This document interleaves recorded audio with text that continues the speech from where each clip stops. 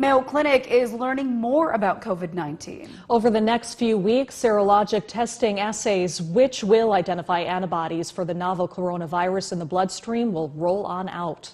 ABC 6 News reporter Alice Keefe breaks down what that means and why it matters. As researchers continue to develop a vaccine for COVID-19, new serologic testing assays that Dr. Elitza Theel and her team at Mayo Clinic are evaluating will provide information critical to that cause. Serologic test, in this case, it's detecting antibodies to COVID-19, and antibodies are part of our immune response to the infection. So these antibodies will recognize the virus, they'll bind to it, and essentially inactivate and kill it. But it takes time for a person's body to build those antibodies. For this virus, Dr. Theel says it seems to take between 9 and 11 days. Because of that lag time, we really cannot use serologic testing to diagnose individuals that are presenting with 2-3 days of symptoms. Well, the serologic assays would indicate if a patient's already been exposed to COVID-19.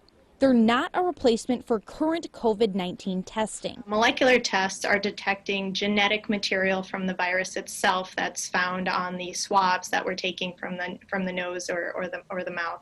So these assays are detecting the virus itself, whereas serologic assays are detecting an immune response to the virus, and that takes time to develop. It's a different type of information, which will aid in the development of a vaccine. Serologic tests are going to be important from evaluating how well these vaccine candidates are working.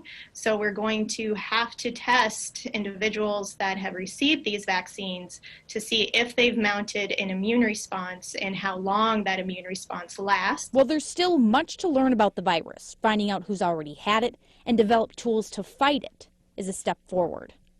In Rochester, Alice Keefe, ABC 6 News. Thank you, Alice. Now, the flu or common cold can produce similar antibodies to COVID-19, which can create a false positive. Dr. Theel and her team have looked at more than 200 people who don't have COVID-19 to limit false positives and to better understand the specific antibodies that develop for COVID-19.